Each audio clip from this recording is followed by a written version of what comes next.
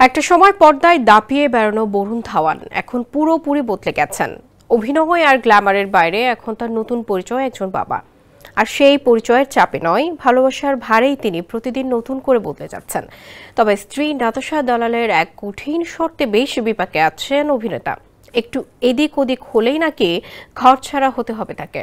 বিস্তারিত ডেস্ক রিপোর্টে।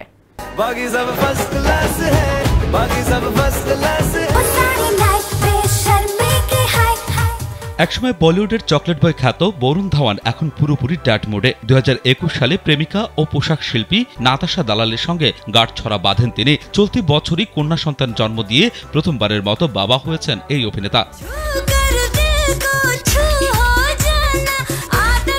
স্যান্ডেলিনা সো, রূপচর্চায় আভিজাত্য।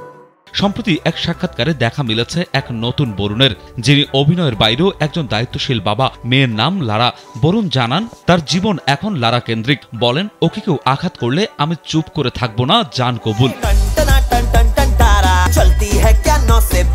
পুরো সাক্ষাৎকারে সবচেয়ে বেশি নজর কেড়েছে বরুণের একটি মজার মন্তব্য। হাসতে হাসতেই বলেন, এই মুহূর্তে মেয়ের মাকেই সবচেয়ে বেশি ভয় পাই। টিভির ভলিউম একটু বেশি হলেই বলছে তোমাকে বাড়ি থেকে বের করে দেব। মজার ছলে বলা হলেও বরুণ বুঝিয়ে দিয়েছেন পিতৃত্ব সহজ নয়, বিশেষ করে যখন স্ত্রীর কড়া নিয়ম মেনে চলতে হয়। অভিনেতা আরও স্বীকার করেন, মেয়ের যত্ন আত্মীর মূল দায়িত্ব এখন স্ত্রীর কাঁধে। তিনি নিজে শুধু সময় পেলেই মেয়ের সঙ্গে খেলেন, গল্প করেন। বলেন, আমি আসলে তেমন কিছুই করি না, কিন্তু প্রতিদিন চেষ্টা করছি লারার যোগ্য বাবা হয়ে উঠতে।